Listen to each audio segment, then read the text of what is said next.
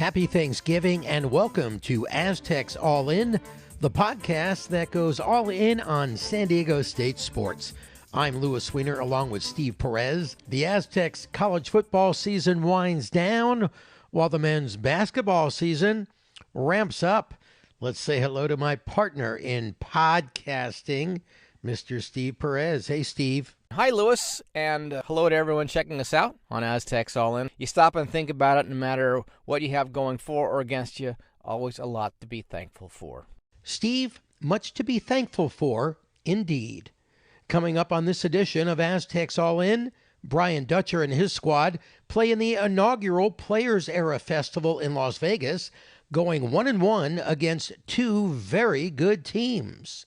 Aztecs football season closes out senior night against Air Force at Snapdragon Stadium. And perhaps we should be thankful the season's coming to a close at this point. But let's start with some hoops and the tournament that will bring the Aztecs $1 million in NIL money and perhaps even more. The last time the Aztecs played Creighton, a trip to the Final Four was on the line, so not nearly as much at stake at the Players Era Festival in Las Vegas, with a chance for the Aztecs to get a resume-building win. And they did just that, dominating the 21st-ranked Blue Jays 71-53. The Aztecs have now won 28 straight games and are 94-7 under Brian Dutcher when holding teams to less than 60 points.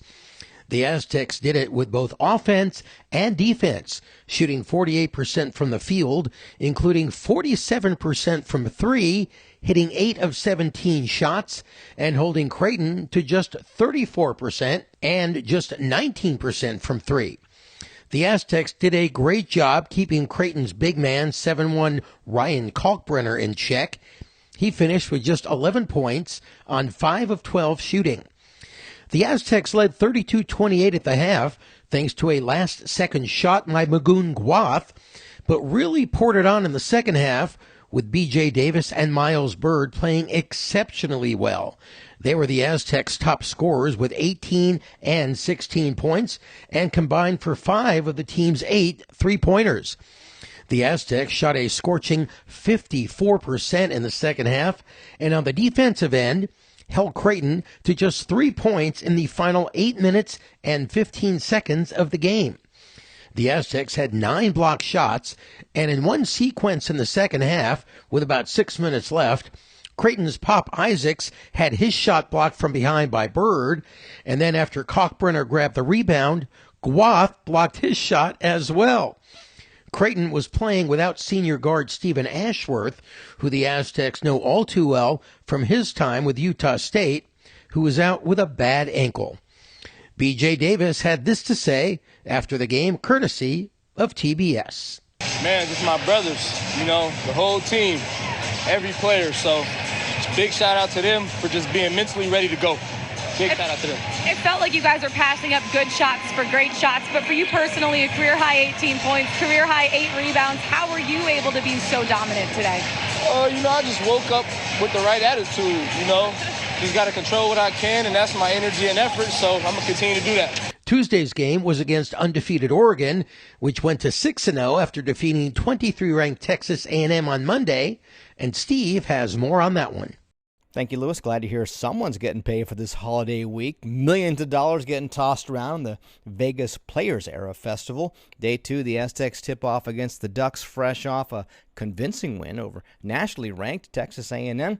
Aztecs open as underdogs against undefeated Oregon in this Wednesday matchup. Man, who put this game on this Max D-League? Well, check the stats online. Catch some Uncle Ted radio play-by-play on San Diego Sports 760. First half, Nick Boyd leading the way on the scoreboard for the Aztecs with 13.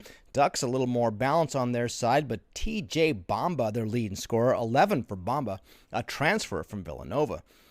Most of the first half was even, but the Ducks pulled away in the closing moments to lead at the break by 10, 51-41.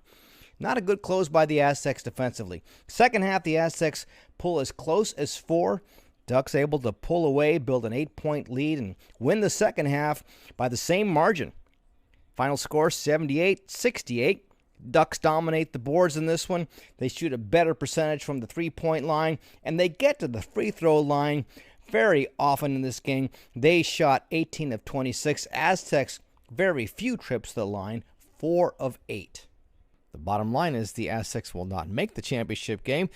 Newest coach for the Aztecs, Ryan Battatelli, tells San Diego Sports 760 and Ted Leitner that rebounding was the difference in this one. Minus 17 on the glass. That's just not gonna win very many games. I mean, 18 second chance points. Yeah. Offensive rebounds are like 16 to 6. Yeah, I mean, so they ended up with 16. We ended up with 6. Got out rebounded 17. I mean, that's not going to win you games.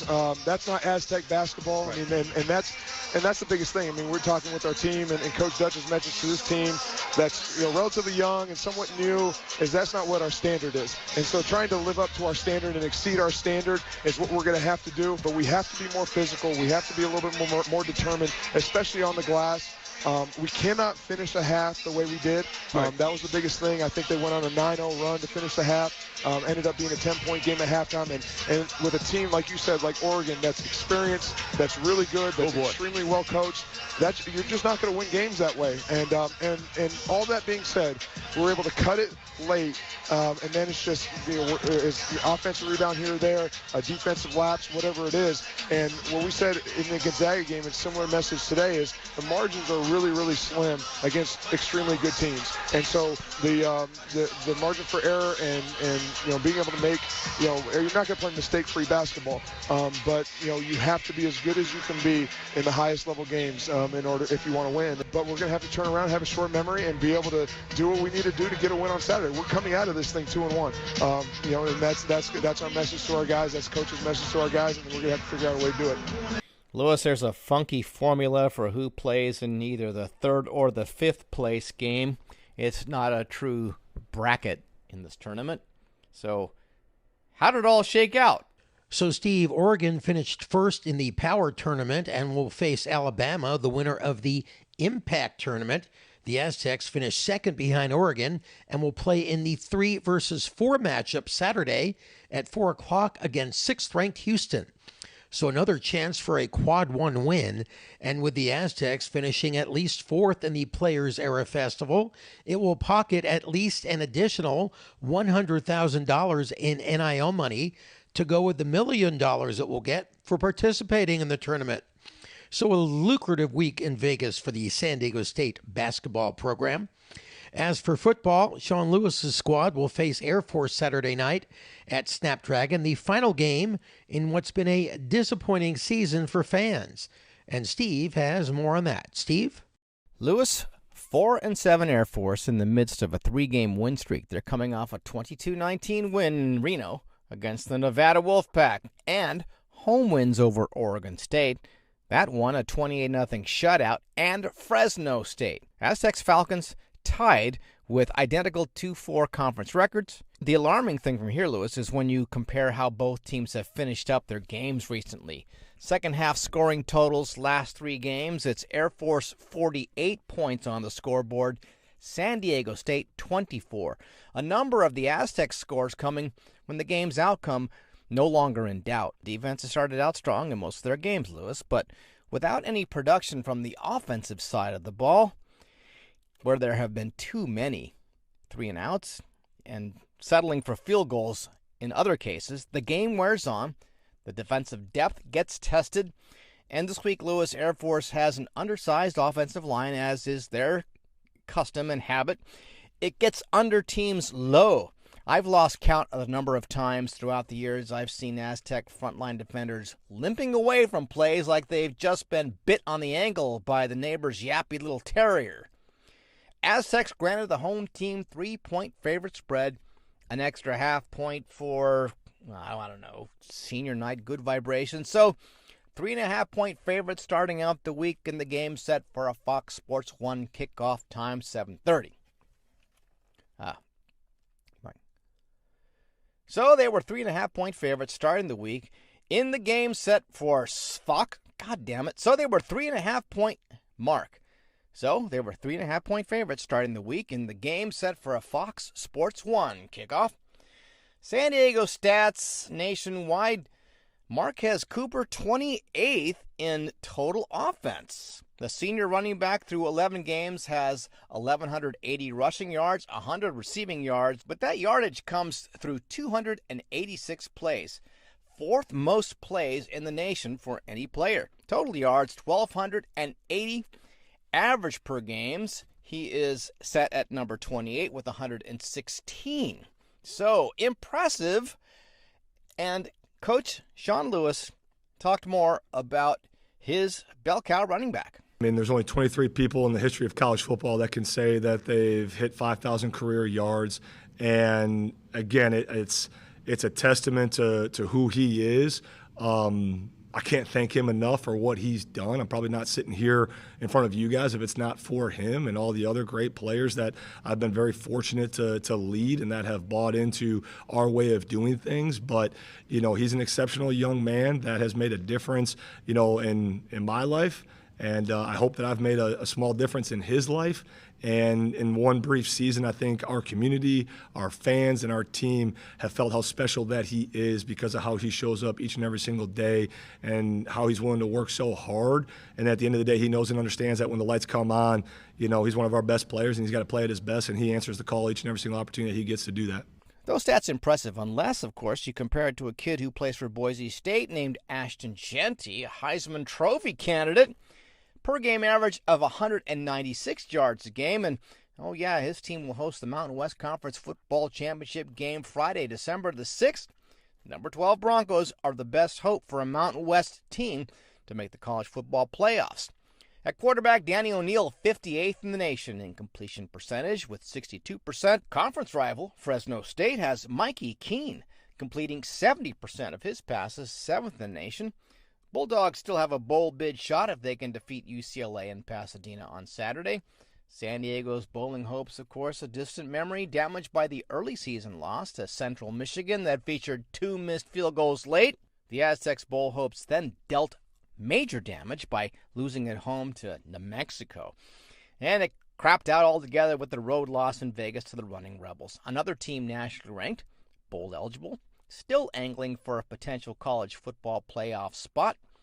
Air Force, of course, the military academy, discipline group running triple option ground game, controls time of possession and lately the line of scrimmage. They know who they are. They did a nice job really possession, controlling the games and forcing teams to really maximize their offensive possessions as they have controlled the flow of the games. I mean, and a tremendous testament to them to win a football game without a single yard passing. I mean, they find a way, and they have, found a way this year, and coaches done a nice job there getting these guys, riding high. And we got to do a great job, obviously, handling the adversity that we're in right now and continuing to build the character, of our team, of ourselves, of our identity, and ending this thing the right way. They're obviously committed truly to who they are and what they do. So we got to do a great job, obviously, being really, really disciplined this week and making sure that all 3 phases of the triple, are covered and accounted for. And it's really a mindset to approach it, to attack it, to know what it's going to be down in and down out, and really understand the value of what 1 yard will be in this game, so that we can, get them to third and, long, because each yard will truly matter because they have no problem going for it on fourth down in any of those fourth and short situations because of their confidence in getting, some hard yards inside. And Aztecs coming off a game where they gave up 50 rush attempts for 322 yards, a 6.4 yards a carry average. So we will see how they can hold up against the punishing ground game, triple option, who's got the ball next, where's it going, which running back's going to get it, is the quarterback going to keep it, will they throw maybe once or twice? We'll find out on Saturday, right, Lewis? 2 closing thoughts on this game. One, a friend and fellow alum messaged about wanting to actually go to this game. It's the final game, it's senior night for a 3-7 football team, Lewis. The lowest price he could find for a paying seat, $60. Guess those who set the prices would prefer the seniors go out in front of a fully priced stadium featuring more than its fair share of empty seats. But maybe that was also a hint, right? Because the Aztecs are also offering 2 complimentary tickets to season ticket holders for the game against Air Force, as they did against New Mexico. One more off-the-field game note about this one, Lewis. Another friend, Aztec alum, told me They could give two somethings about this game. The moral of that part of this story, Lewis, is this. It's regrettable that the first full season of Aztec Fast is being met with such outright indifference. On the plus side, nowhere to go but up. And we're happy you checked us out on Aztecs All In. Thank you very much. Don't forget, you can follow us on the X at Aztecs_all_in. And drop us a note. We'd be most appreciative, and dare we say thankful if you did. AztecsAllIn@gmail.com. So, thankful that I have my good friend Lewis Weiner along with me. Aztecs All In. Steve Perez saying thank you for joining us, and reminding you one more time, be thankful.